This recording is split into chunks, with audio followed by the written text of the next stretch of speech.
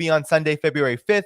And then the 9th, we have the Duran. And then possibly, I'm still waiting for that final confirmation. A lot of despair, a lot of struggles. So definitely feeling that from other. The theme song is just to get people notified so they come on the stream and, get people prepped.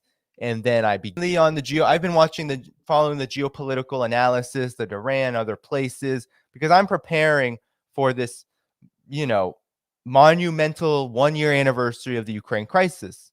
One of the points of debate now is whether Russia is actually on an offensive. I've declared on this channel that they are. And what I've said is that, Russia's offensive was never going to look like a World War II blitzkrieg. It wasn't going to look like full scale ahead. Russia has 400, 500, 600,000 troops. Ukraine has maybe a third of that, maybe less than that. And Russia is just going to steamroll them, run them over, take over Kiev. That was never going to be in the cards, because that would lead to unnecessary deaths on all sides, but especially on the Russian side. And Russia, remember, early on with the offensives that Ukraine was able to wage, despite the fact that they wasted all the ammunition and artillery and HIMARS missiles and all of the equipment that they received and all the equipment that they had, they wasted it all on these offensives. But they did cause damage, because Russia did maybe, I wouldn't say miscalculate, but didn't go into this thinking it was going to get to that point. Because now we know that back in April, they were hoping to sign off on a peace deal and be done. They were ready March and April to have negotiated this. We know that Russia was ready to negotiate this into a peace deal, into some kind of agreement in December, before any hostilities had occurred. So Russia was ready to do that. And of course, the collective West, NATO, the United States, and then Ukraine's regime, they were not willing to do that. They didn't want to. They were never serious. And now we know about what the Minsk Accords were all about. The Minsk Accords were not about any kind of peace or ceasefire, or actually reining in and pulling back Ukraine's forces from shelling and causing just the utmost disastrous conditions in the Donbass. But it was really about buying time so Ukraine could prepare for a possible confrontation with Russia, for a proxy war with Russia through the Donbass, by taking over that territory and really taking over the entire east of Ukraine, getting Crimea back from the post-coup referendum, all of that, right? That's what the Minsk Accords were really all about. So Russia was ready to negotiate that, maybe because they were more ready to have a politically desirable outcome. They didn't immediately send everything they had at Ukraine immediately. And even now, after this partial mobilization, and even despite the fact that they are making immense gains in Bakhmut, we know Soledar was taken, now we got Vuhledar and all of these territories. Zaporozhye is currently experiencing some heavy fighting with Russia making advances. So even with all of that, there's a debate happening. Is this an offensive, or is this just maybe some minor reconnaissance? Is this just kind of testing the waters? And one of the best points I've heard is that Russia hasn't even sent out its partial mobilization yet. All of these forces doing the fighting now and making gains are forces that existed on the battlefield before the partial mobilization was even called. So we're waiting still for this 200, 300, 400,000 man mobilization, this military mobilization to be deployed in some kind of way. And I believe that will never be in a fashion that's just going to run over and bulldoze Ukraine's forces. I don't think that's going to happen, because first, I do still think that Russia wants a politically desirable settlement to this.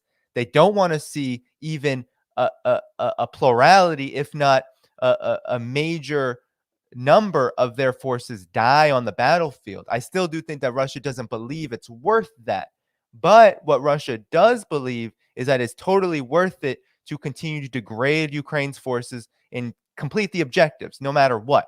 So I don't think that there's any question about that. That's why I call it an offensive, because Russia now understands that it has to go as hard as it can to achieve its objectives. It's just that it doesn't have to send out its 100,000, 200,000, 300,000 mobilization just yet, because the strikes are working and because the forces that they have out there now are working. It's having a positive effect without dragging thousands upon thousands of Russian troops into a slaughter, which is what the United States and NATO would ultimately like. They would like that because it would also give them the appearance of some kind of victory. So I've been hearing really good arguments that this isn't really a full-scale offensive. But I wanted to play Colonel Douglas McGregor here because I do think what he says, well, later in the program, he gets on, they talk about Steve Bannon and, they have this kind of cultural war conversation in some respects. He gave an interview on The Redacted, though, about a piece he recently wrote. And I found it to be interesting because what he says about Russia's mobilization and what he says about where Russia is at and what's going to happen, I think closely match what I think. And I think this is where the convergence and this interesting convergence between various forces on the left, you could say, and on the right are coming together to understand, I think, that there is an objective reality here. And the objective reality is that, yeah, Russia's never going to just slaughter Ukraine. It's not just going to burn Ukraine, but what it's going to do is it's going to be methodical and it's going to take out Ukraine's forces in a manner that is escalatory. It's not going to look the same. It's not going to be just a tap on the shoulder. It will get worse and worse, but it won't be a situation where you see Russia throw out everything it has at Ukraine like the United States and NATO did to Ukraine in those offensives back 6 months ago, 8 months ago. It's not going to do that. And so I find that point really interesting and really important because it's going to inform, I think, what we have to look at when it comes to the panic of the neocons. I think the panic of the neocons and their Ukraine project is palpable right now because they know that this strategy is going to work. They know it's going to work. They know it's going to have the desired effect. They know that it's already degrading Ukraine's forces and that Ukraine's forces are having a big trouble now in even just keeping up with and maintaining all these territories that are part of this defense line that are not even being attacked by all of what Russia has. So Russia's not even throwing everything that it has or even this partial mobilization at it, and yet they're still gaining territory. They're still breaking down this defense line, and that's why the neocons are panicking. But now Douglas McGregor is about to comment. He had just commented on NATO, recently made a comment. NATO General Secretary Jens Stoltenberg recently made a comment about how NATO is ready to fight Russia. They're ready for a confrontation. And you heard this with Germany saying, we need to fight Russia. That's what we're doing. We got to fight Russia. You heard that from a German foreign minister. Now you're hearing it from NATO's general secretary that they're ready to fight Russia. And Colonel Douglas McGregor was like, no, he was an advisor to Donald Trump's National Security Council, to his DOD. He was an advisor to Donald Trump in this respect. So he knows the U.S.'s capabilities quite well. And he had to say, absolutely not. The United States cannot get into this. But now he's going to talk about this idea that Russia is about to, or is waging an offensive, and what that may look like and what is the significance of this. So let's listen in here. And there'll be periodic pauses for some commentary. So in your piece, you talk about the readiness right now. And I like how you start. You say, this time it's different, that somehow they're telling us that it's going to be different. And NATO is not prepared to do this. We're running out of ammunition. Where do you think NATO goes from here?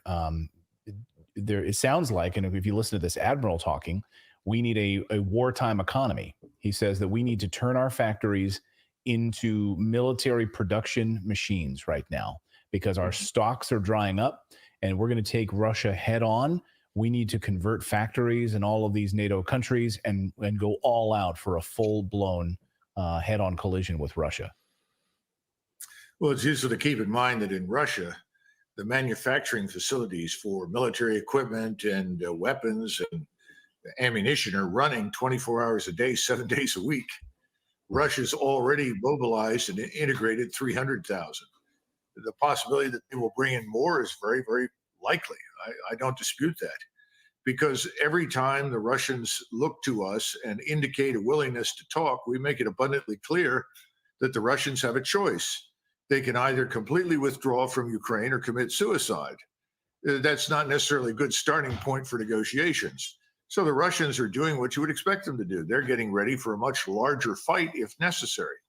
This is something we're not prepared for. No one in Europe is prepared for this. We're not prepared to mobilize anybody in Western Europe. The only people who've mobilized soldiers at all to this point are the Poles. And the Poles are courageous people. There's no question about it. I think the notion of going to war with Russia at this stage is idiotic, but they also don't have the most modern equipment and capabilities that we do. So even though they can provide numbers, they're not necessarily capable of augmenting us. And we have at most 50,000 combat troops in Europe. At most, we have 100,000 soldiers in Europe, but that doesn't mean combat soldiers. That just means soldiers. In terms of those people that carry the fight to the enemy, that close with and destroy the enemy, that launch rockets, missiles, and ammunition at the enemy, no, we've only got 50,000. We're now looking at a force in and around Ukraine of what, 700,000 plus, with the potential to go close to 1 million, and new plans to permanently expand the Russian military establishment, especially the army. This is all crazy nonsense. We ought to stop talking about it. We need to get back to understanding the Ukrainians are losing badly. They're taking horrific casualties. They're crumbling down in southern Russia, and the Russians have yet to launch their major offensives. So, I mean, the first point he made is that what NATO really wants is, is to turn this. The question was, they're talking about producing all these weapons and ramping up production, and right away, Douglas McGregor is like, well, the United States and NATO and Europe, they're never going to get to the capacity that Russia is. And why would that be? Well, I think it's important to note that the United States and Europe, their military industrial complex, is not organized around national defense. We need to get that out of our heads, that these countries have militaries that are about defending their nations or sovereignty or anything like that. They're not. They're not for that purpose. Their major purpose at this point is for profit. And the just-in-time system of distribution and allocation and that is how these corporations that's how they run. And the reason why the mainly privatized military industrial complex does that is because it's great for profits, because you can avoid the overproduction problem. Because, to be honest, while it's great to have a profitable center like Ukraine to dump weapons on, it's not necessarily profitable for these wars to continue to put pressure on production when eventually governments, especially the United States government, has its limits. It can't continue to funnel wars into active military weapons into active military conflicts. It will eventually drain the capacity of these weapons manufacturers, which don't want to do things that a lot of corporations don't want to do, which is have so many factories, have so many workers. That's what we're seeing, is that this military industrial complex is not able to keep up with Russia, because Russia has a definitive reason for ramping up its military. It has a real reason. That reason is not for profit. It's not just to make money. It's not just to get rich. And it's not about hedging how you can get rich in the most stable position possible, right? It's not just about dumping weapons on a proxy war. It's actually about defending national sovereignty, defending self-determination, and moving forward on goals that are beneficial to Russian society as a whole. That's a big difference that is making, I think, a huge impact on how this is all going. And so immediately Colonel Douglas McGregor says, no, this is ridiculous. And it's also ridiculous to even think about manpower.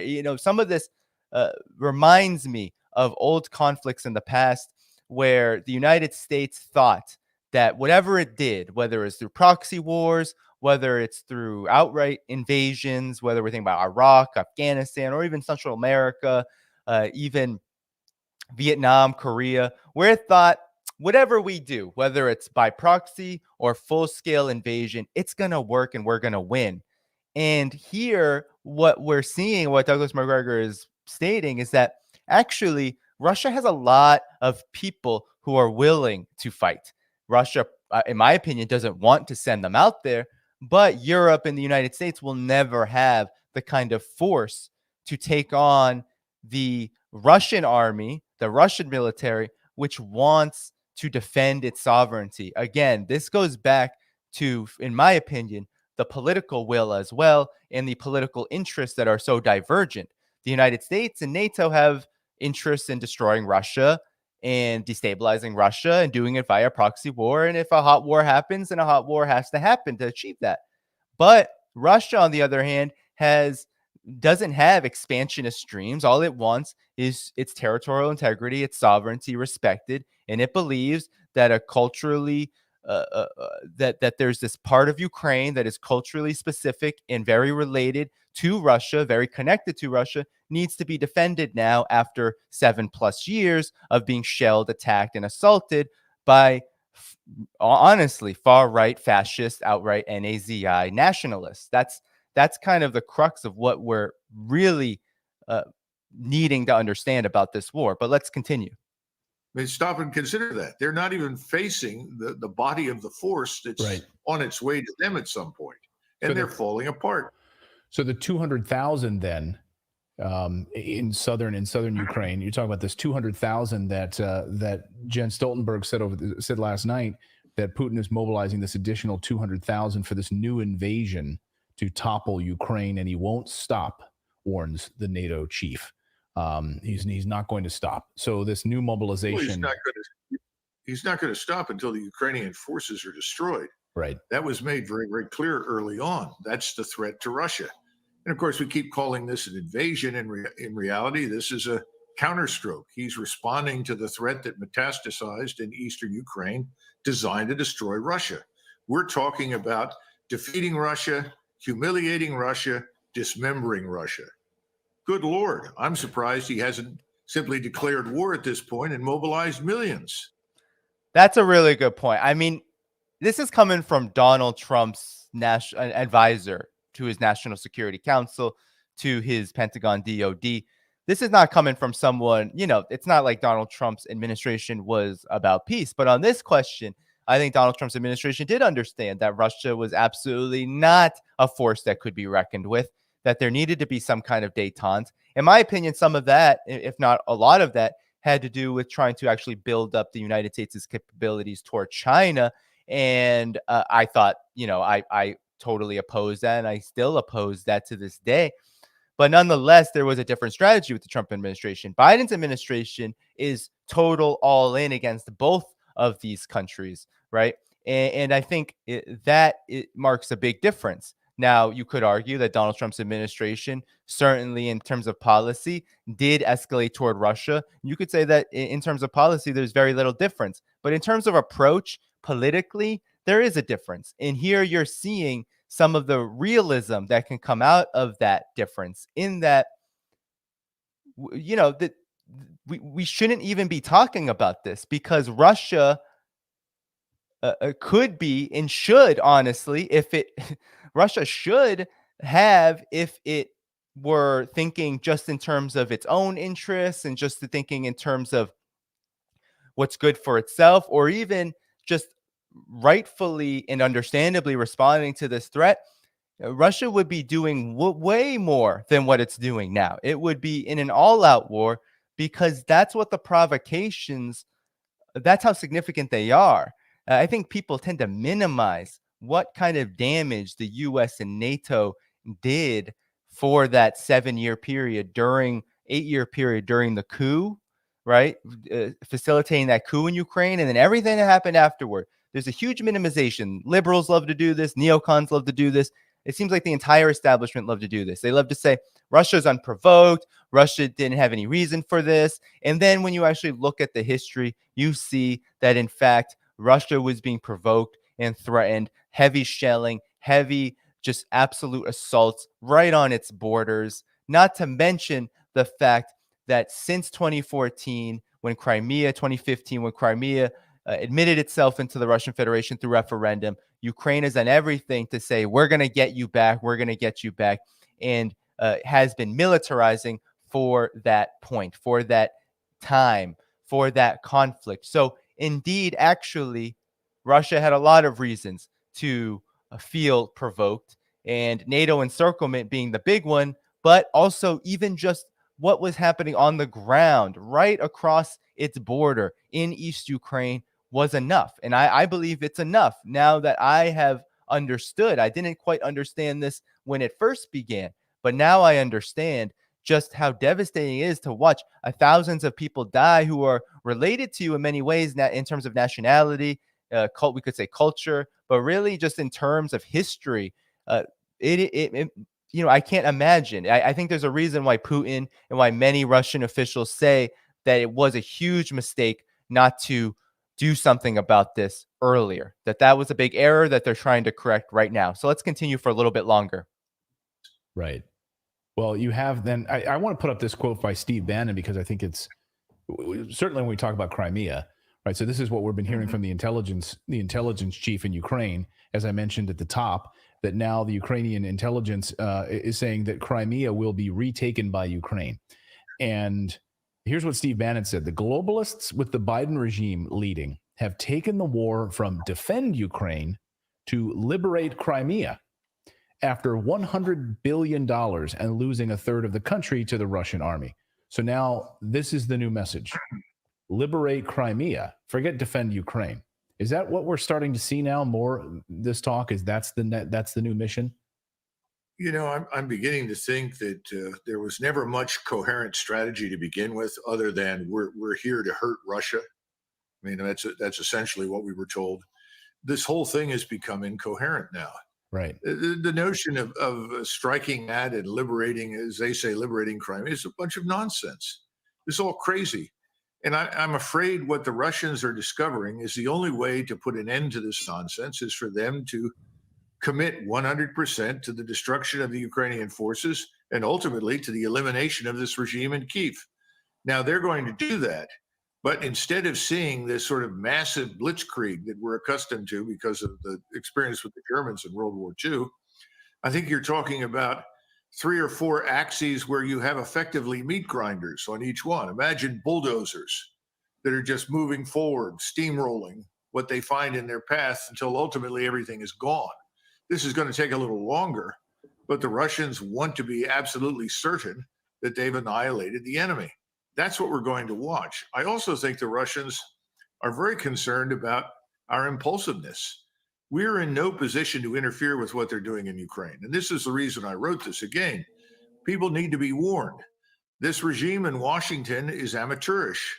They're ideological and amateurish. They don't really understand what they're up against. They never did. They miscalculated when they thought, well, the Russians are weak. See, they didn't come in there gangbusters the way we would. Well, of course they didn't, because they were dealing with brother Slavs. They didn't want to kill Orthodox Christian Slavs. They were trying to find a way around it. When it became clear there was no alternative, that's when everything changed. So you're going to see the giant meat grinders show up and crush whatever is left in that country. But the more we talk about lashing out, the more we talk about, quote unquote, liberation or removing Putin or these kinds of things, the worse it's going to get. We got to get out of this business and start coming to terms with reality. But reality is not very popular in Washington. So I do want to say, and that's all we'll play because I think that's enough. One thing that I do want to say, a disclaimer here. I think what Colonel Douglas McGregor said about what Steve Bannon had to say, this is my problem with, I have a lot of problems with people like Steve Bannon because I don't think that Steve Bannon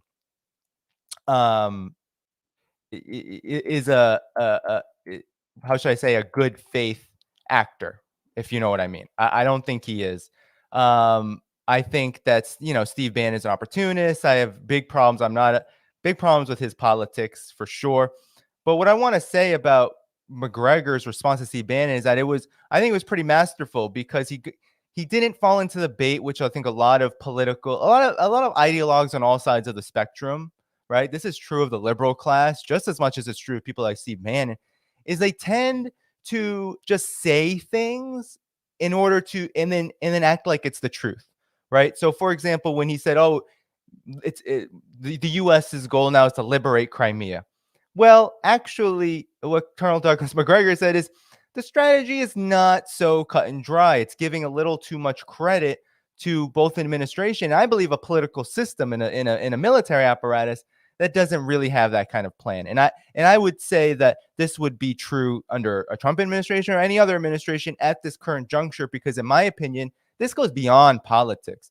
This goes toward the heart of what the empire is all about, what the United States, what the neocons are all about. It goes to, it goes to what their ultimate agenda is. It's not about just uh, uh, um, it's not just about their, how they talk about things and how they pursue their policies rhetorically, but it is about what's in front of them, what's the reality in front of them, and how does that correspond with their capabilities. And right now, I think Colonel Douglas McGregor is 100% correct on this question of Russia when it comes to Russia's offensive, when it comes to NATO's capabilities, in that he is correctly deducing and concluding that Russia, in fact, has the upper hand. NATO does not have the upper hand. NATO is in big trouble here. The objective that Russia is pursuing is going to succeed so long as Russia is able to continue to move forward and continue on with its overall mobilization into an offensive, into total victory and final victory. There's nothing on the game board that says otherwise, because you have Russia with its mobilization, with its troops, with its 24/7 military industrial complex, which really is mostly state directed. So much different than the United States, which doles out tens of billions to private military contractors who then say, okay, we'll dump the weapons. But guess what? There's going to be no proper training. There's going to be no real plan behind it. That's up to you, officials and administrators and, commander in chief, Lloyd Austin, do your thing. But those forces don't really know how to go about this because they have met their match. I think that's the biggest point here, is that there's going to be no liberate Crimea.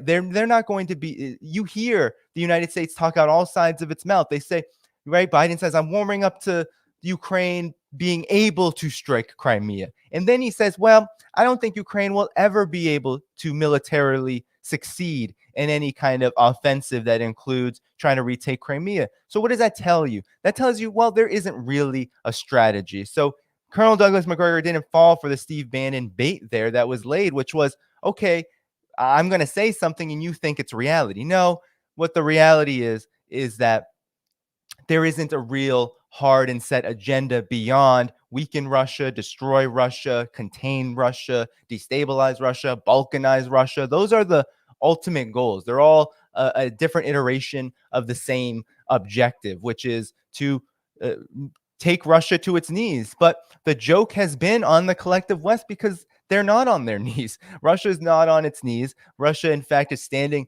very tall right now. And this is frightening and scaring the neocons. It is causing a panic that seems a little bit muted because they have to put on a face. They have to act like everything is okay. They have to make comments about a spring offensive, while at the same time you have neocons like Victoria Nuland saying, well, a spring offensive may happen, but it's not going to include our tanks. So you have all these red flags, which may point to a different agenda. In my opinion, I think what's actually happening and what could be happening behind the scenes is that they're getting ready to fortify and militarize a partitioned Ukraine so that they can continue the onslaught against Russia in a more manageable way, which includes mobilizing NATO allies. I think Poland, you heard Douglas McGregor talk about Poland. I think Poland is key here because they are right now probably the most anti-Russia, rabidly anti-Russia force in NATO.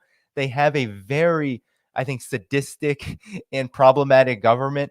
You remember the former PM who made the comment about Nord Stream, right? Thank you, USA. This force in Poland, they do have aspirations of maybe occupying Ukraine, maybe taking things in their own direction. And Poland tends to be, I think, the most supportive in trying to do whatever it can to weaken Russia. And that, of course, is, I think, maybe part of why the United States is making commitments that don't make any difference on the battlefield, because perhaps the strategy is changing. So Douglas McGregor's words here need to be heeded because they are the truth about the military situation, which then informs this political situation of why the United States and NATO are not just failing, but now they're panicking about their failure. And that will lead to, I think, just a further indication that should tell us that Russia is indeed in the driver's seat now and could indeed, I think I've seen some people commenting here that Russia in the spring could go on an even more major offensive than even what it is doing right now. I consider it an offensive because I think it's always going to be methodical. I don't think Russia has shown any indication that it's just going to, run Ukraine over. But if circumstances change, if the spring comes and Ukraine tries something, Russia is now prepared, and it's indeed showing that it is prepared. It has all of these troops, and it's all of this military hardware ready to go should the Ukraine try to wage some kind of last-ditch spring offensive. I don't think it's going to work. I don't think it's going to go well, as things are already not going well. But we will have to keep abreast. We will have to keep paying attention to this as we hit this 1-year anniversary of the proxy war in Ukraine. We'll have to definitely keep our eyes on this because it's going to get really interesting, I think, really fast. But with that said, everyone, that's it for that topic. All right. We have 1,000 viewers here. Welcome to all of you. Welcome. With that said, we have 676 likes. So, and that's dropped down to 992 viewers. But with 676 likes, let's get up to 700. Let's get up to 800 likes. How about in the next 15, 20 minutes? Let's do it because we got another topic following up on this neocon panic, because to me, it's been the most fascinating development in geopolitics politically over the last week, 2 weeks, since really the new year. So hit that like button, says Crom. Hit that like button. Hit that like button. You are correct. We want to get this information out there to more people. Let's get to 700. And now we have more than 700. Let's get to 800. 971 viewing. Let's get to 800 likes. All right, everyone. Next topic. All right, I want to talk about, it's really two stories that are interconnected. So on the one hand, you had the Rand Corporation come out with this pretty groundbreaking report. It's a mouthpiece, right? So the Rand Corporation is a mouthpiece of the Pentagon. It's its research arm. It's its number one think tank. It directly writes policy, really. It not only does it write policy, it writes war simulations. It writes report cards. It basically speaks to the military apparatus, to the United States' military, the Pentagon, DOD, and says, this is what you should do.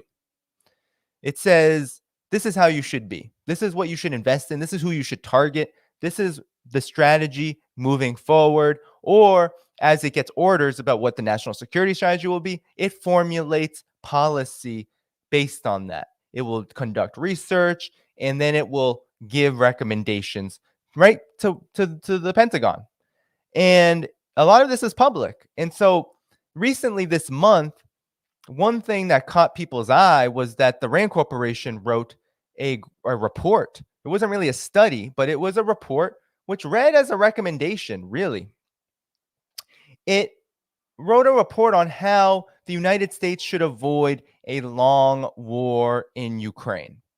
And to me, what this signifies is that the United States is already thinking about its own interests from the perspective of how can it avoid the worst excesses of something that's inevitable, which is if it continues on this path of militarizing Ukraine with whatever it has left, if it continues on this path of supporting anything that Vladimir Zelensky, anything that the most rabid NATO members want, which includes the United States, if it continues to go on this kind of libidinal streak of just throwing everything it has at Ukraine, then it's going to be caught in a quagmire. And so RT has a great summary of this report where it asks, as RAND Corporation, the Pentagon's favorite think tank, calls for a swift end to the Ukraine conflict, is the mood shifting in Washington? The RAND Corporation believes the fighting must end sooner rather than later. And so before I get to this, though, it's important to note that the RAND Corporation is talking about the mood here. And in my opinion, it's not about mood. It really is about the objective situation. And I don't think the mood has shifted. I do think that the United States still wants to pursue the same policy that it has been pursuing, the suicidal, shoot yourself in the foot. Let's continue to bog ourselves down, bog Europe down more so in order to fight Russia. It just so happens that the situation has changed on the ground. So the RAND Corporation says this report, which is a highly influential elite national security think tank funded by the Pentagon, has published a landmark report stating that prolonging the Ukraine proxy war is actively harming the U.S., and it's warning Washington that it should avoid a protracted conflict in Ukraine. The report has an unequivocal title, Avoiding a Long War, U.S. Policy, and the Trajectory of the Russia-Ukraine Conflict, which provides a strong indication as to its contents. It starts by stating the most significant interstate conflict in decades and its evolution will have major consequences for Washington, which includes U.S. interests being actively harmed. The report makes it very clear that while Ukrainians have been doing the fighting and their cities have been flattened and economy decimated, these interests are not synonymous with Kiev. The U.S. ending its financial, humanitarian, and particularly military support promptly would cause Ukraine to completely collapse. And Rand cites several reasons why doing so would not be sensible. Why doing so would be sensible, not least because Ukrainian victory is regarded as both improbable, unlikely, and due to Russian resolve, and its military mobilization having rectified the manpower deficit that enabled Ukraine's success in the Kharkiv counteroffensive. So a point there is what the RAND Corporation is admitting is what we have been saying on this channel for a while, is that the United States, through militarizing Ukraine, fortifying its military, didn't think about what would happen if Ukraine threw everything it had at Kharkov and at Kherson, if it threw all of its soldiers, all of its weaponry in those offensives to take land back and to say, hey, we planted our blue and yellow flag. We've won. We've won. Oh, well, actually, those are just two territories in a vast political, ideological space called the Donbass, called the east of Ukraine. That's just two territories. And now you are out of everything. And so the RAND Corporation is admitting that Russia does not have a deficit and that Ukraine's victory is improbable, meaning that Ukraine's victory is not going to happen. When they're talking like that, they're trying their best to be nice about it because they don't want to offend their donors in the Pentagon, obviously. They don't want to be offensive, but at the same time, it's against U.S. interests to continue down this suicidal path. So from the perspective of U.S. interests, Rand warns that while the Kremlin has not threatened to use nuclear weapons, there are several issues that make Russian use of nuclear weapons both a plausible contingency Washington needs to account for and a hugely important factor in determining the future trajectory of the conflict. So here again, this nuclear question comes up. And I think what's important about how they reference nuclear weapons is that what the RAND Corporation is saying is not that Russia is going to use them like the Western corporate media, Western mainstream media has been saying for how long? They're going to use nuclear weapons, tactical nuclear weapons. They were saying that back during the what we didn't know were happening, these peace talks. They were saying that, trying to scaremonger, trying to make it seem they're preparing for this offensive, trying to set the ideological ground for people to support Ukraine's suicidal mission. And now that so-called threat has been tempered because it was never really a threat. So what the real threat is, though, is that if the United States continues a long war in Ukraine, the possibility for accidents, for the possibility that the United States and Russia will fight directly in some cases, right? That there will be possibly, you have U.S. personnel helping to repair some of these weapons on the battlefield happening right now. This has been reported in Western media that there are U.S. and Western personnel and logistics crew and technical crews going on into the battlefield. And so who's to say that they're not going to die and get struck and get hit? They very well may be, especially if you have these especially complicated weapons like the M1A1 Abrams. You send those out to the battlefield, which I don't think they're actually going to get there, but you send those out and you will have a lot of U.S. forces probably having to repair these machines, having to do some work on them. Maybe they have to man them partially because Ukraine's troops are not able to do it. So there's all these dangers which could lead to a nuclear scenario because, as you escalate, as you raise the potential for direct confrontation, well, that direct confrontation between Russia and the United States will not look like any kind of World War II kind of war. You heard Colonel Douglas McGregor. It's not possible. It's not going to happen. It doesn't need to happen. So here are some of the risks. The think tank believes that the Biden administration has ample reason to make prevention of Russian use of nuclear weapons paramount priority, but it should seek to avoid direct nuclear exchange with Moscow, a direct conflict with Russia, or a NATO-Russia war.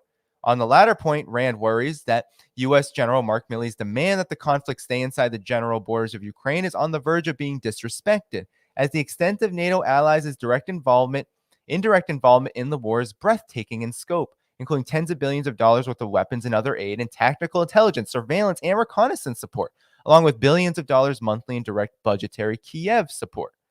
So such a largesse, Rand forecasts, could prompt Russia to punish NATO members with the objective of ending allied support for Ukraine, strike NATO preemptively if Russia perceives that NATO intervention in Ukraine is imminent, interdict the transfer of arms to Ukraine, retaliate against NATO for perceived support for internal unrest in Russia if the Kremlin concludes the country's national security is impeded.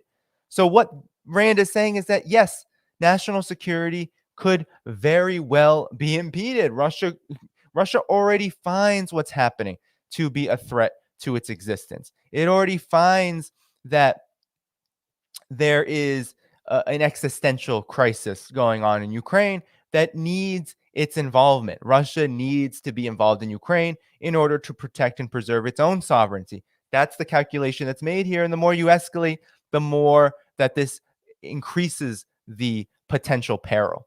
So these outcomes are by no means inevitable, but represent an elevated risk, particularly in light of incidents such as the Ukrainian missile strike on Polish territory in November 2022, a situation exacerbated by President Vladimir Zelensky, falsely claiming it was a deliberate Russian strike.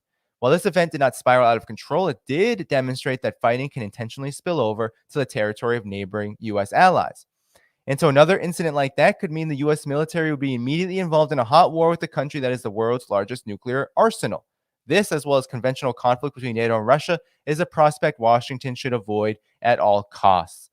It's the implication is the U.S. could lose such a conflict, one key reason being, pointed out by Rand, the intensity of the military assistance being given to Ukraine by its Western backers is already approaching unsustainable level, with U.S. and European stocks of weapons running low. This consequently means a longer war equals Ukrainian territory unified with Russia. So is there a solution? But before I get to that, you can see Rand is pointing out all the things we've been pointing out, that this is dangerous, this is escalating. It is not a good idea to get into a conflict militarily with the largest nuclear power in the world. It isn't a good idea to try to pump Ukraine full of weapons when you don't have the weapons, right? These are things that we've been saying, but now Rand Corporation is coming around. And what is the solution? And I find the solution to be incredibly interesting. So the solution, according to Rand, is that Rand is unmoved by arguments that Ukraine should attempt to recapture all territory since 2014 as, quote, greater territorial control is not directly correlated with greater economic prosperity, end quote, or greater security. Land having been retaken by Kiev since September means Russia has imposed far greater economic costs on the country as a whole. Indeed, after these offensives that Ukraine waged in Kherson and Kharkov, the strategy changed, and now they're looking at demilitarization from the perspective of these coordinated strikes, which have been occurring.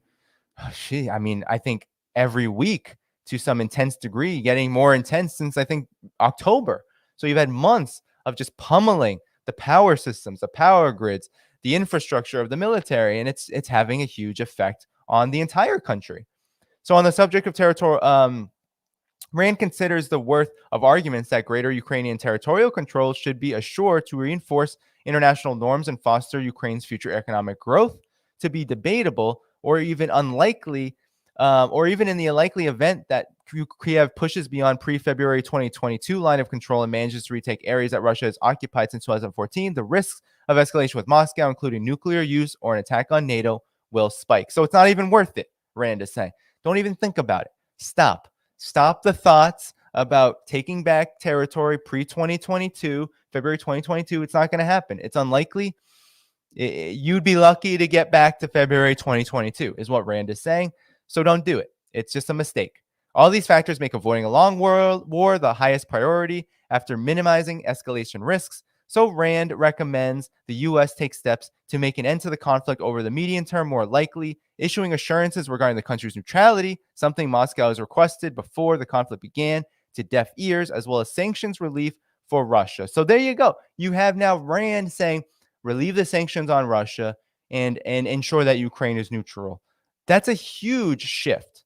Now, whether it's going to be heated, whether they mean it, that's a different question. But it does speak to the different reality on the ground and why these neocons, these militarists, these outright war hawks are panicking. And they should be panicking because if you have to say this, it means you partially, it's kind of like when someone jokes, you may not mean it. You may not think that you are 100% believe in that joke. But when you make a joke and you say, oh, it's just a joke, well, there's always some truth in it. And I think there's a lot of truth in what Rand Corporation is saying here. They warn that a dramatic overnight shift in U.S. policy, however, would be politically impossible. So they're recognizing the realism of this politically, and that the instruments to bring a war to a negotiated end and socializing them with Ukraine and the U.S. allies in advance to lessen that blow is imperative.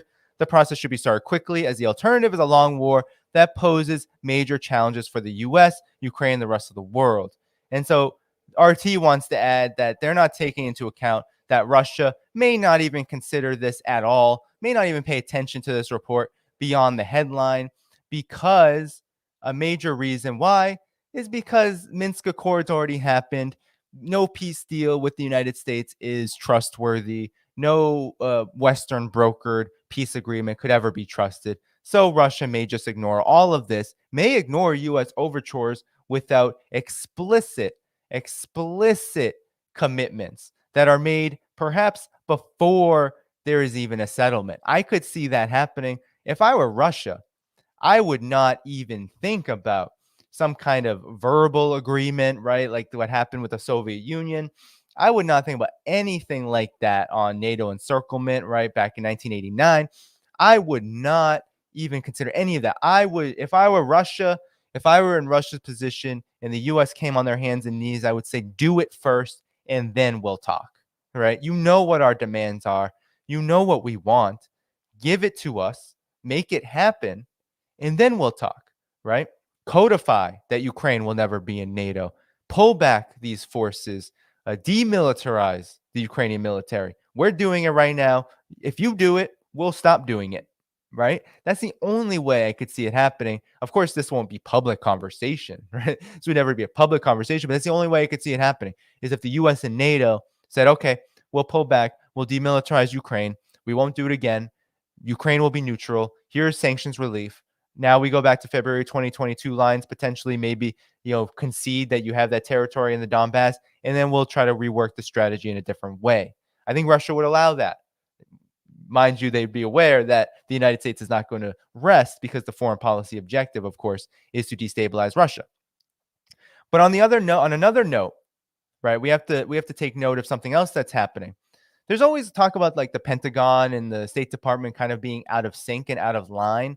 Here, I think there is more realization. I think the State Department has arguably been more hawkish than the Pentagon during this conflict, if you can believe that.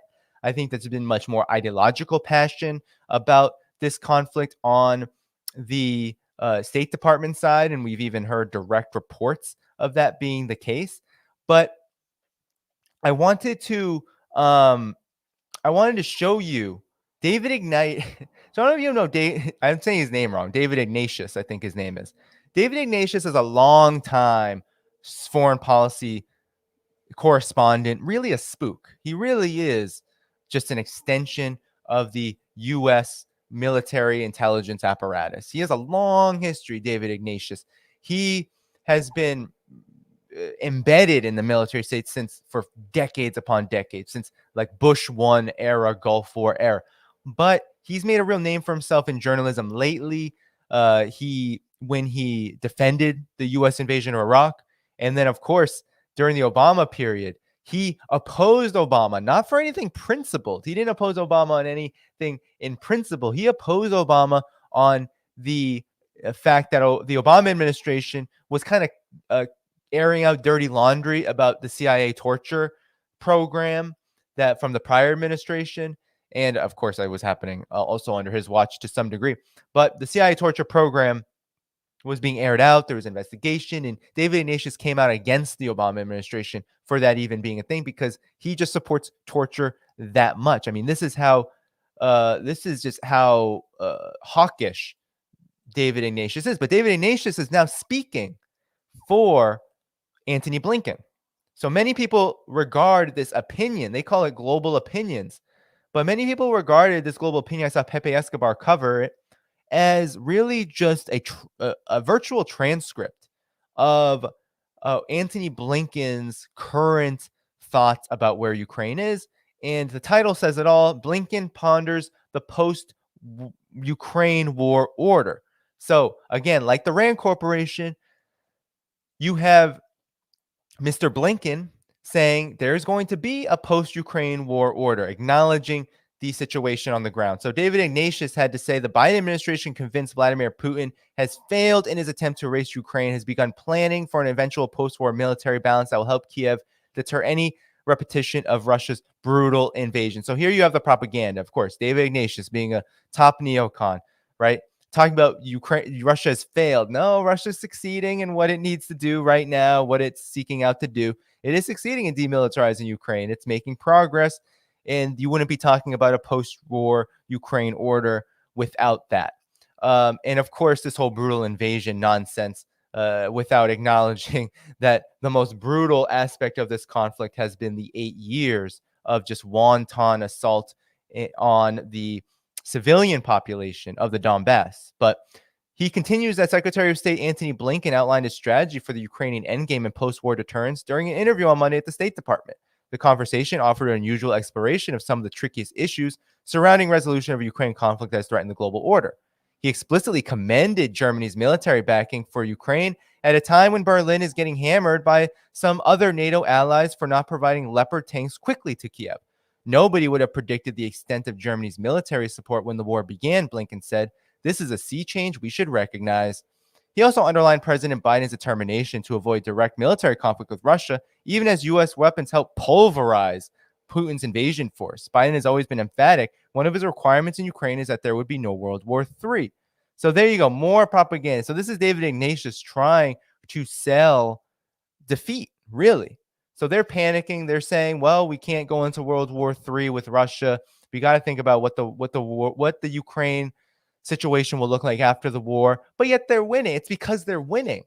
All facts on the ground are to the contrary, of course, but who cares about facts when you have a neocon agenda? So Russia's colossal failure to achieve its military goals, colossal failure, Blinken believes, should now spur the U.S. and its allies to begin thinking about the shape of the post-war Ukraine and how to create a just and durable peace that upholds territorial integrity and allows it to deter and, if necessary, defend against future aggression. In other words, Russia should not be able to rest, regroup, and reattack.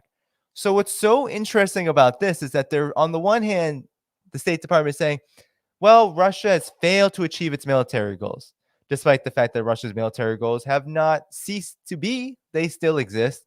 They're still ongoing. And honestly, they're making pretty intense progress and all along that defense line that people like Brian Berletic have been covering so carefully. But nonetheless, now they're talking about, oh, well, how do we get to peace?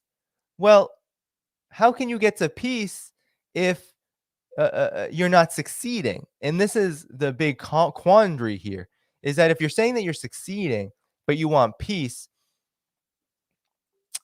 that there's a big gap between the rhetoric and the reality here, because the reality on the ground says, well, a peace deal right now means that you're in a position of weakness, but at the same time, all you've been speaking about is how you need to negotiate peace from strength, and they're doing it again. They can't rest, regroup, or reattack. Well, they're not resting or regrouping. They're grouped. They're rested. I mean, they have hundreds of thousands of troops ready to go. This is just a complete detachment from reality, and it just shows how many mental gymnastics are being done in this state of panic, knowing that this peace deal that they're talking about is really a result of Ukraine's defeat, Ukraine's collapse. So Blinken's deterrence framework is somewhat different from last year's discussion with Kiev about security guarantees similar to NATO's Article 5. Rather than such a formal treaty pledge, some U.S. officials increasingly believe the key is to give Ukraine the tools it needs to defend itself. Security will be ensured by potent weapon systems, especially armor and air defense, along with a strong, non-corrupt economy and membership in the European Union. So that's a dream, non-corrupt. Basically, the entire Ukraine budget is what, NATO countries, EU, US, IMF. There's going to be corruption all the time in that case. But this is why you have some purges and some issues in Ukraine's government, is because of the corruption and because the US wants kind of a more stable and clean house from which to control politics in Ukraine. But it's not going to work out because, as we know, these weapon systems are not so potent. They can't really compete. And Russia, unless it feels like it either has a guaranteed, robust peace deal that's enforceable, that's going to be enforced, it's not going to pull back. It can't trust the United States. It may not even trust the United States if the United States began moving through the process of enforcing a peace deal, right? I'm not so sure it would stop, right? So all of this is just conjecture, and it's all about trying to put on some kind of public relations image about the situation, which is in far dire. It's in a much far dire straits than what they're leading on here. So the Pentagon's current stress on providing Kiev with weapons and training for maneuver warfare reflects this long-term goal of deterrence. So they're talking about long-term goals now. No longer are they talking about, well, what about that spring offensive? What about Ukraine winning in the future? They're not even talking about that. They're talking about long-term. They're getting ready for what I think was always the case with Ukraine, is just turning it into a satellite. So the importance of maneuver weapons isn't just giving Ukraine strength now to regain territory, but using it as a deterrent against future Russian attacks. Maneuver is the future. The conversation with Blinken offers some hints about the intense discussions that have gone on for months within the administration about how the war in Ukraine can be ended and future peace maintained. The administration's standard formula is that all decisions must ultimately be made by Ukraine, and Blinken reiterated that line. He also backs Ukraine's desire for significant battlefield gains this year, but the State Department, Pentagon, National Security Council are also thinking ahead. To me, that's just doublespeak. So they talk about Crimea, right? A widespread view in Washington that regaining Crimea by military force may be impossible. Any military advances by Ukraine in Zaporozhye, the land bridge that connects Ukraine and Russia, could threaten Russian control, but an all-out Ukraine campaign to seize the peninsula is unrealistic, and that's what U.S. and Ukrainian officials believe, partly because Putin has indicated that an assault on Crimea would be a tripwire for escalation. So, again, they're talking about the future, long-term future. All this means is that they're giving up on any kind of plan. They're trying to say, oh, well, if they get some more territory, then great. But we're giving up on any kind of short-term plan that there's going to be a successful Ukraine offensives in the future. So this is an admission of defeat. So, in the short term, despite Ukraine's insistence Crimea must return, what's crucial is Kiev is that Crimea no longer serves as a base of attacks against Ukraine. And one formula interests me, said Mr. Blinken, would be a demilitarized status with questions of final political control deferred. Ukraine's officials told me last year that they discussed such possibilities. But Blinken's weighing his options, has been less worried about these risks than some observers. He believes Russia is checked by NATO's overwhelming power. Putin has to continue to hold some things in reserve because it's misplaced fear that NATO might attack Russia, explained a source an official familiar with Blinken's thinking. This Russian force of reserves includes strategic bombers, certain precision-guided weapons, of course, tactical and strategic nuclear weapons. So, he refused to criticize Germany. He praised Germany. And, he's looking at the end game. Ukraine is moving toward the end game. And they talk about the final years of World War II. Planning has already begun for a post-war order, construction of a system of military and political alliances that can restore and maintain peace that Russia has shattered. So again, they're talking about peace as a product of victory, while also admitting that there's no victory to be had. It's this mental gymnastics that just ensures and really puts off the message and puts out the message that Ukraine is a failed project and that there is panic.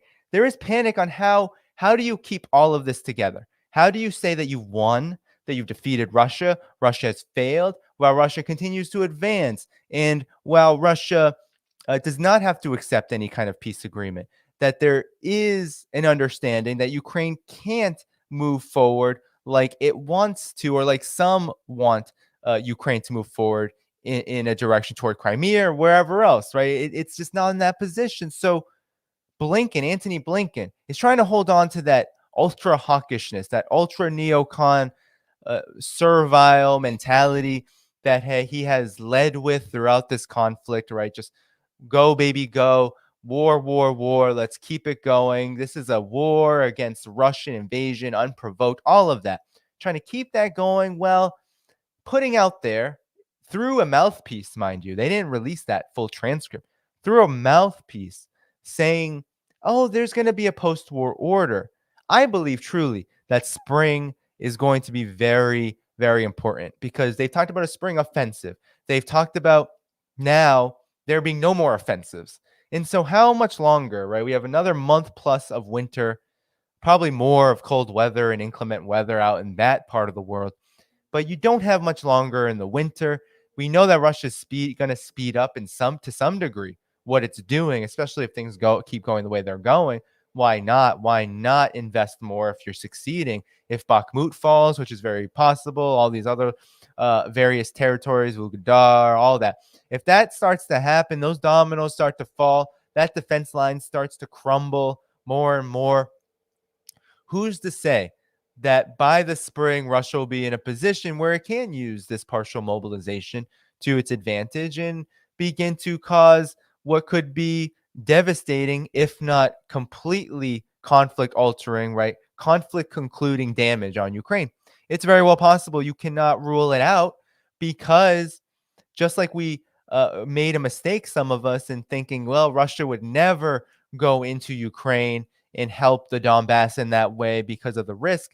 Now I think Russia understands that risk is just there. And that risk is one that they have to bear, because the United States and NATO are not willing to de-escalate, and they're not trustworthy even if they were willing. So we're in a situation where this panic is coming about from neocons like Blinken and like the Rand Corporation researchers. They're all kind of in a tizzy, in a panic, because they know that what's going to happen from here is not going to bode well for the overall agenda to weaken Russia, destabilize Russia, that Ukraine always reflected. And so now they have to save face, and now they have to try to maneuver, right? Blinken said maneuvering is going to be the most important thing. Well, not in the maneuvering that he's talking about, the maneuvering in terms of politically aligning the United States in a position where it can both save face while also try to declare some kind of victory, while also moving toward a post-war order in Ukraine, which really is just an admission of defeat. That's what's happening here. That's why there's panic among the neocons. So with that said, everyone, that's the end of that story. We got one more to go. I may try to shorten this one up. But with that said, we have, how many we got on here? We have 845 people. All right, we had about 1,000 at one point, but we have 845 now. 868 likes. Thanks so much. While you're on here, if you haven't liked, of course, do like this stream. And also hit that subscribe button, hit that notifications bell. We got one more. I'm going to try and make this one brief. One more story here. And it's going to be kind of a compilation of just commentary. Like it, subscribe, like the video, subscribe, hit the notifications bell. Best way to support. It's the end of the month. Best way to support. Hit up Patreon, patreon.com/DannyHaiphong. Had intense audio issues before this. I was kind of panicking myself. I felt like I was Anthony Blinken here. Just like, what do I do? My audio interface, my Scarlett is kind of, it's all over the place. The left, I have a 2i2. The left channel is just kind of out. So I do need to invest. It's going to, I got some hundreds, if not thousands of dollars of equipment to invest in to keep making upgrades. So Patreon, support me annually, Substack annually, YouTube monthly. We got a great YouTube community here. That's how you can support. We have one-time options as well in the links in the description. All right, let's get to the last story here. All right, everyone. We have a lot to get to here, but it has to do with China. So I'm gonna end with the China story. So China, guys, China. So I've been talking. How often have I said here in the last few weeks that China's the next war, right? China's next. Russia is the first front of a two-front war, but China's next. And the reason they don't go for China is because the United States, Douglas McGregor says this, the United States is an air power and a maritime power. But China is also a maritime power and also a naval power. Also, it has a really good air force, right? It has those capabilities. China is also a major country in the economy. I mean, Russia's a major country in the economy, but China is the second biggest. It's going to be the biggest very soon. It holds a lot of sway economically around the world, so much so that anything that happens to China sends. If you thought that sanctions on Russia were debilitating, just wait until these sanctions on China that have been escalating, mind you, and I'm going to talk a little bit about that, but these sanctions on China turn into a total economic campaign of war affecting the entirety of the Chinese economy. You will have an economic recession around the world like we've never seen before. So that's the reason why the U.S. remains a little tepid. It's not tepid in the sense of preparing for this, and I'll show you why. You can see in so many degrees how they are preparing for this. Even just recently, we've had not only an export ban on semiconductors, but now the Global Times is reporting that there's a new U.S. ban on Huawei, where the Biden administration has reportedly halted approving licenses for U.S. suppliers to export most items to the Chinese tech company and weighing a complete ban to cut Huawei off from all American suppliers. And they call it a paranoid Washington taking a relentless assault on the Chinese tech industry. And that's indeed true. There is a big assault on China's tech industry. Huawei has had sanctions on it for a long time. You know, Meng Wanzhou was kidnapped in Canada at the behest of the United States, and she was the CFO. And you've also had sanctions across the board on Chinese tech. You have a blacklist. You have all sorts of policies. You have humanitarian interventionist kind of sanctions, like these human rights sanctions. You just have sanctions all over the place, but they're targeted. And while they have definitely affected the U.S. economy, definitely affected inflation, they're nowhere near what has happened to Russia. So when you think about it, China being the next war means that any escalation against China is going to have ripple effects even beyond what has happened with Russia. And what has happened because of Russia to Europe especially has been absolutely devastating. So with that said, you have Blinken February 5th. He's going to China. He's going to, with what many Chinese observers, what many international observers note, and including myself, is going to be a failed diplomatic venture. It's going to be one of mostly public relations. It's going to have no effect on U.S.-China relations. Things are going to continue to cool. And also, we'll probably see some provocative policies complement this, as we're seeing with the tech industry. But not only this, not only is there the economic warfare, you also have the militarization of the Asia-Pacific that I talk about a lot here on this program. Not only do you have all of this happening, as the U.S. is in a suicidal war, mind you, and NATO with Russia. But you also have now NATO is going to visit Asia on this kind of Asia tour as Blinken prepares for his visit. So you have this coordinated effort that is obviously demonstrating to the world that NATO is all in against China as well. And so NATO chief Stoltenberg is going to visit Asia and intends to bring bloc-to-bloc confrontation in Europe to the region. So basically, NATO Secretary General Jens Stoltenberg and U.S. Defense Secretary Lloyd Austin began separate visits to Asia recently, leaving Chinese analysts to conclude that the strategic purpose of these visits are going to be that NATO is trying to bring this confrontation, which has already led to conflicts in Europe, to Asia. It's going to bring a Cold War mentality. It's going to bring disruption. And the places where the U.S. is visiting are clear, right? It's South Korea, it's Japan, it's countries that the U.S. has tens of thousands, if not, tens of thousands of military personnel, hundreds of bases between the two of them. The U.S. has the most bases in Japan than any other country, I believe. So Stoltenberg, who is visiting South Korea, will also visit Japan on the trip, said in an event in Seoul on Monday that China is not NATO's adversary. It has come much higher on NATO's agenda, citing China's growing military capabilities and coercive behavior in the region.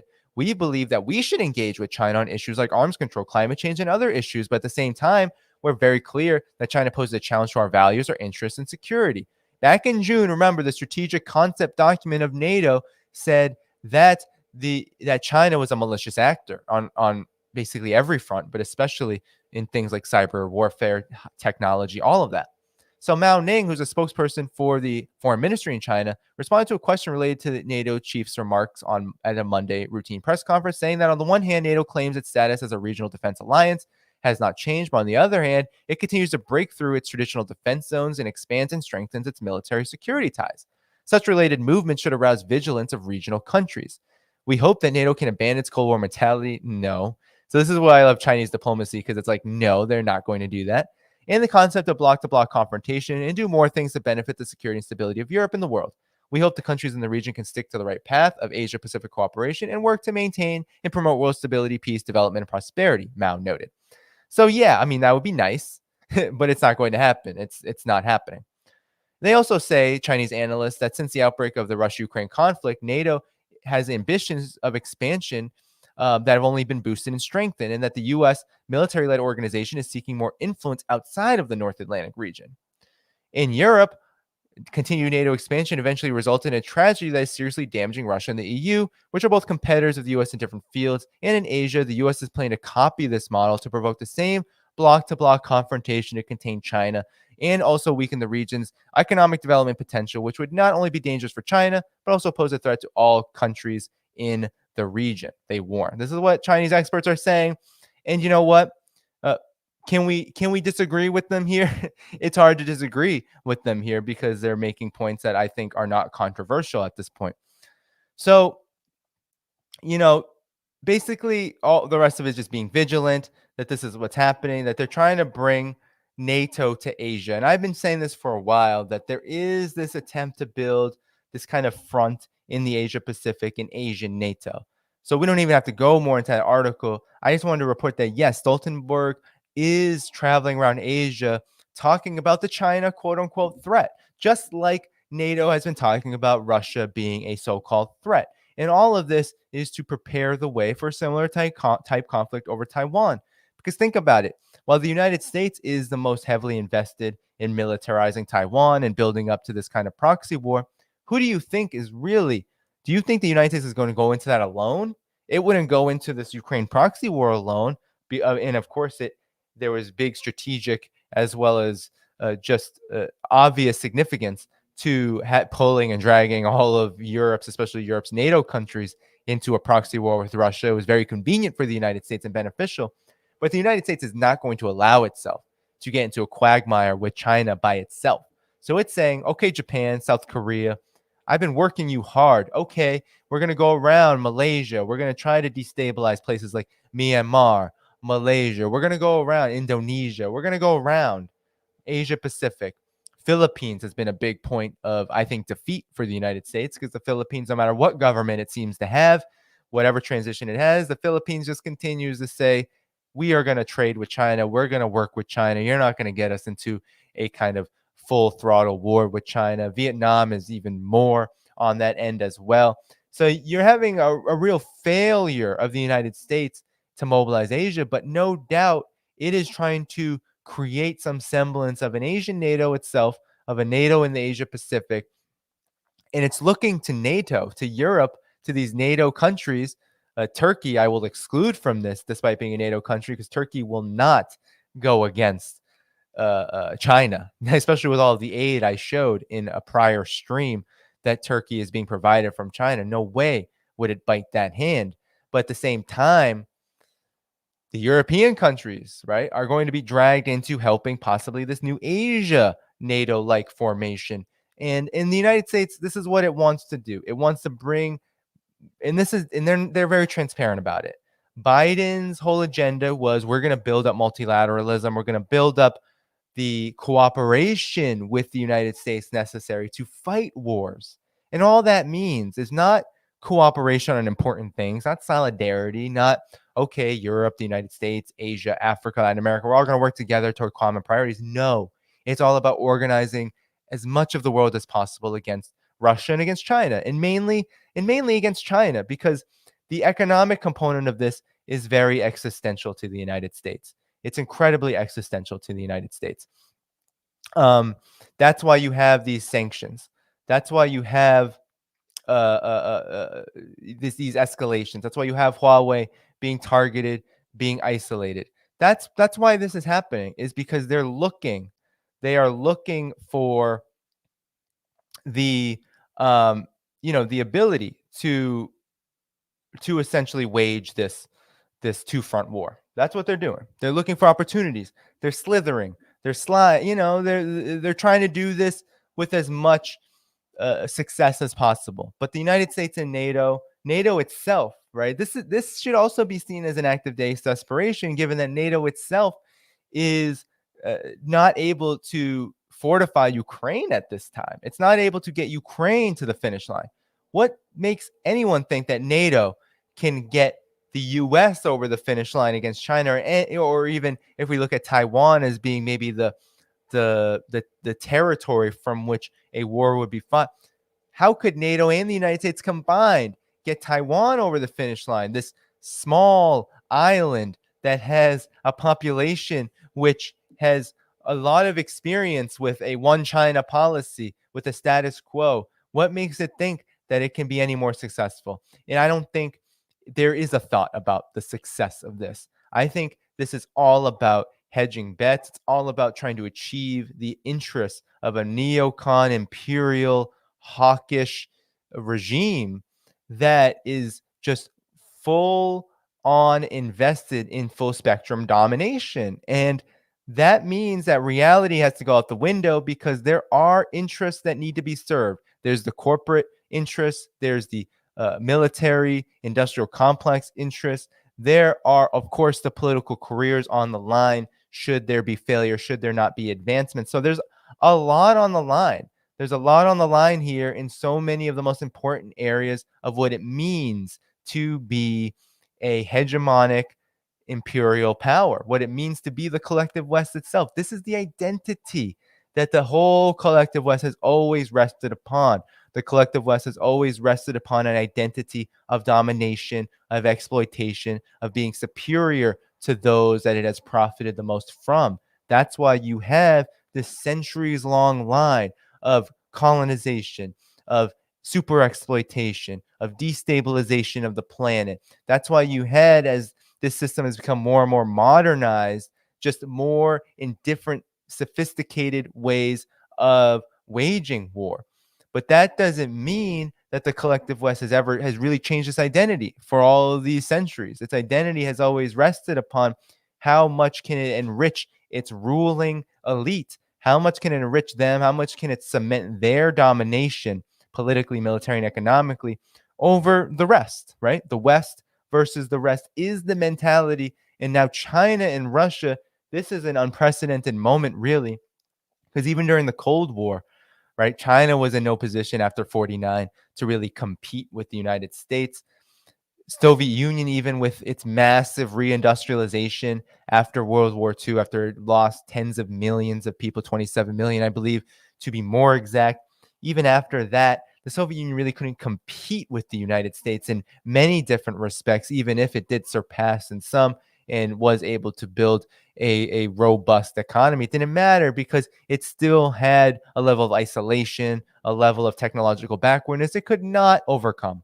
China, on the other hand, and now Russia, by extension, through this new alliance, through de-dollarization, through bilateral and multilateral organizations and trade and investment and all of this, through BRICS, through the SCO, we can go on and on and on. All of this is pointing to a we talk about a post-Ukraine war order. We should be talking about a post-US and collective West-dominated world order. That's what we need to be talking about. That's what's happening. That's why the US and NATO can't stop. It can't stop trying to provoke Russia. It can't stop trying to provoke China. It has to go after both of them at the same time. And that's why NATO is traveling around Asia talking about China, China, China. It's time to look at China, despite the fact that it's, just east in Ukraine, right? There is a quagmire that's going to lead to defeat for NATO. And that spells, I think, the biggest indications that NATO is really a paper tiger, and that China is just the next target that won't be successfully approached. And the reason why we need to be concerned, because we can't be flippant about it, is because that means that there will be serious escalations, and that every failure that the United States and NATO experiences means that they become more dangerous, in the sense that a defeated, rabid war criminal syndicate like the United States, like NATO, they only become more dangerous the more they're pushed back. And that's the big problem here. That's the big problem that we in the collective West, we in the United States need to address, because their warmongering, their insatiable lust for domination, for destabilization, and for all the profits that they hope to reap from it is not going to stop. And so that's why it's important to understand that when NATO is traveling around Asia against China, that it's just as much of a fundamental threat as what it's doing toward Russia right now. It's a fundamental threat to human existence and to the existence of anything positive, any hope for a system that meets the needs of people, working people. It is an existential threat to all of that. So that's it for the stories, guys. That's it. It's 10:36. You got 800 people still watching. Thanks for coming out with me this evening. And with that said, before I go here, I'm going to give some shout outs. Okay. Let's see where we're at with the likes. We got 957 likes. If you try to get us to 1,000 likes, that would be amazing. Let's do some shout outs of the super chats. Hello to members. One announcement as I go. All right. One announcement as I go through these. And I want to say hello to all the members so I don't miss you. Hello to all the Patreon subscribers, and hello to everyone in the chat. One thing I want to say, though, is that we have Michael Hudson coming on. So all of you who are fans of Michael Hudson as an economist, he's coming on Thursday, 12 noon Eastern. All right. With Radhika Desai. They have a great new podcast on Geopolitical Economy Report. And we'll have a good time with that one. We'll have a good time. They'll be on for about an hour. And I'll stay on longer than that, give you shout outs. Maybe I'm prepared with another story. Depends on where I am at. All right. And then Sunday will be the next stream with Garland Nixon. So I'll probably just take the time off and wait till Garland Nixon's Sunday night chat. All right. So that's the agenda. Subscribe on Patreon, subscribe on YouTube, subscribe on Substack, but Patreon being the top choice if you want to ask questions of these folks. All right. That's the best way to support this work. And that's one of the perks. You get questions, you can suggest guests, and you also get archives and all my content. I don't put content really behind a paywall, but I am starting to do audio for patrons. And and so there are big financial needs here. So your financial support is much appreciated. And thank you so much to Gordon Thanks for suffering through the chat, says Gordon. Oh, it's fine. Thank you so much. To be honest, I've been focusing on the content for now. The chat's been very lively. Hard to follow when it gets that lively. That's why I have great moderators doing that. Really appreciate you all. Let's see. Any others? I'm gonna try to get done with this in the next 5 minutes. So if you have any super chat questions, ask them now, because I'm gonna try to get out of here a little bit early. Thank you, Voltaire, for your super chat there. Super chat without a comment, but nonetheless, just as appreciated. Let's see, 992 likes. Can we get 1,000? We have 699 of you now, so the ratio is great. So if you've already done it, no worries. But if you haven't liked the stream, do like it now, because that's a great way to help boost this even after we're done here. Seriously, it'll keep going in the algorithm, and it'll keep, getting views, and people will see this content, and that's what we all, I hope, want here. Thank you so much for everyone who participated. It looks like that was about it for the super chats and super stickers. No worry. No, we got JMs. So JM, no problem. Thanks for being back and for being a member. You're a premium member here, and you are also a you're a subscriber on Patreon now. So very much appreciate your generosity. I hope all of you who are able to can follow JM's incredible example. Of course, if you're not able to, that's another story. But those who are, thanks so much for considering. Rich 4, thanks so much for the super sticker. Rich 4, appreciate it. Appreciate the super sticker. All right, let's see. It looks like that's it. Got some members in the chat. We got moderators in the chat. All right, everybody. David K said, "Who's my next guest?" It will be Michael Hudson and Radhika Desai. So they have a new podcast out. I had Radhika Desai on recently, and they have a new podcast out on Geopolitical Economy Report, and I want to talk to them about the economics of the Ukraine proxy war. So we'll have a discussion about the economy. What is the economy of the Ukraine proxy war? All right. And so some people are coming in and saying it's over. It might be ending now, but it's not over in the sense that you can replay this stream. So, yes, my next guest is Mr. Michael Hudson, and Miss Radhika Desai, who is now a colleague of his, and they're doing a podcast together. So we'll talk about the economics of proxy war then. And then we will have Garland Nixon on February 5th on Sunday.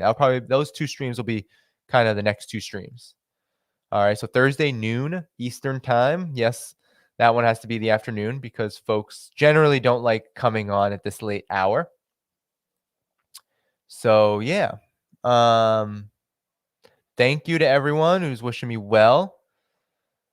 All right, everyone. Looks like that's all. That's all we got for today. All right, so we're heading to sing a song for us.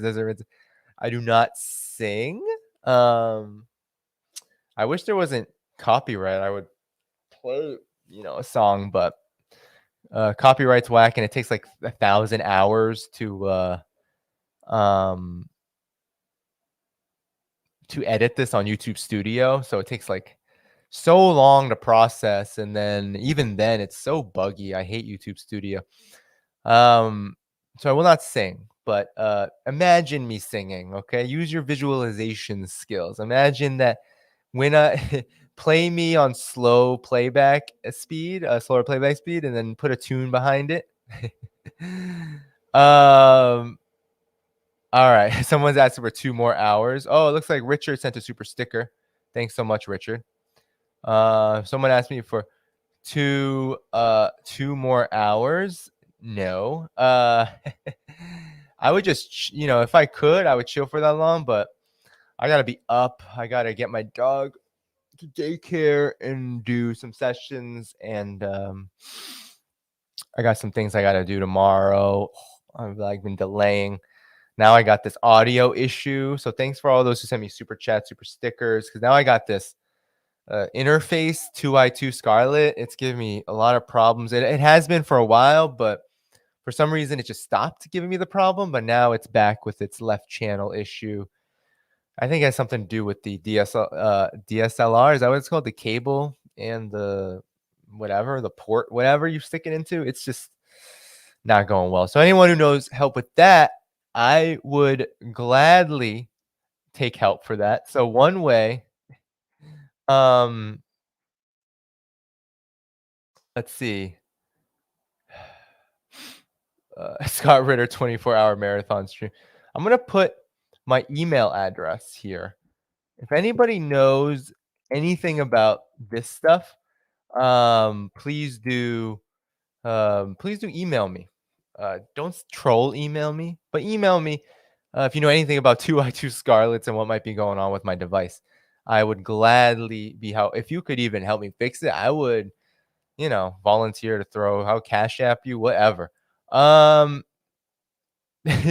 said this is the longest they've heard me without 5 police sirens. Yeah, that's my neighborhood. There's always police or ambulances or fire trucks. It's quite a lot. Somebody asked how much weed do I smoke? Not much. So I'll take some. This is funny. Not much. I mean, I have, but I try to really limit it. It's just, I don't even, it depends. It always depends for me. It's an experience that on and off for me. Generally off though. What city do I live in? It's New York. Jenny says shit makes me paranoid. Yeah, same. Sometimes. So Z's in the chat. All right, everybody.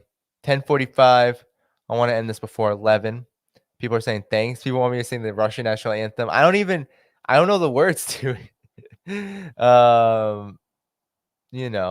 So all right, I'm just looking at these really entertaining chats. I love the end of the chats. Those tend to be the funniest. All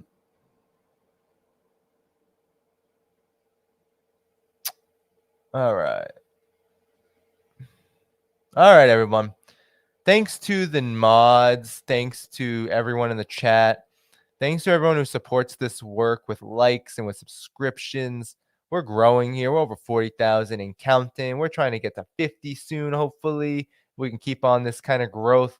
I think this month is going to be great if we really do get all of these guests. I think we will.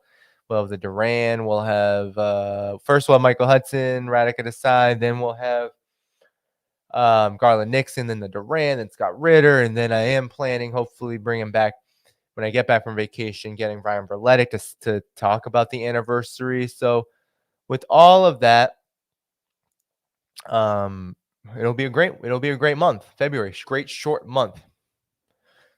Somebody asked me if I talk to my spouse about politics. My wife is a radical. We talk politics all the time. We don't always though, because it's, it can get exhausting to just talk about it. And we tend to have very busy schedule these days. So when we are talking, it tends to be more personal just because we're so busy but we do talk politics. We can talk about the Tyree Nichols situation, which I haven't been able to cover on the stream in detail in these streams. Even talking about that stuff, I'll sometimes just talking about Russia, China stuff, imperialism. She's in agreement with basically everything. I mean, she comes from a Trotskyist background, but from the workers' world. So I would say more like, when I say Trotskyist, I don't mean it in like the trots for imperialism kind of Trotskyist, but like old school. Her father and mother were like old school anti-war people, workers' world people. So it's not really, we have many agreements. And we just follow different things. She's more following labor stuff and I'm more following this stuff. So we have conversations about it. Yeah, indeed. And so let's see. Somebody said make Danny laugh so he stays, says Big Teal. Someone says time to sleep. It's 5:45. Indeed, I need to start doing that as well. Took some edibles last weekend. Someone said went to bed, woke up high as a giraffe. Nah, I mean, yeah, it's a danger with the edibles because you never know how much is in it. Someone says Big Teal says rest in power, Tyree Nichols. Yes, indeed. Brutal. The war machine is here, guys. Everyone, guys, gals, everyone. It's here. It is here. All right. The war machine is at home as well, and it has its own targets. So we need to think about it like that. All right, everybody. That's it for me. Okay. That is it for me. Good night. Thank you all for your viewership. Thanks all for your support as always. We had 1,000 people in here for a bit. I feel like some dropped off when I stopped talking about Mr. Douglas McGregor. Got some interesting YouTube fans of certain folks, but that's fine. Let's keep coming to these streams though. Next one will be Thursday at noon. Mark your calendar, Eastern time, 9 a.m. Pacific. I know early for the Pacific folks, but hey, if you're out internationally, it might be perfect for you all. So everyone, Michael Hudson and Radhika Desai, they're economists, but they're geopolitical economists. They know about geopolitics. We will be integrating all of it together. You don't want to miss it. 12 noon Eastern this Thursday coming up, February 2nd. See you then. And until then, have a good rest of your night, morning, and I'll see you in a couple days. Peace out.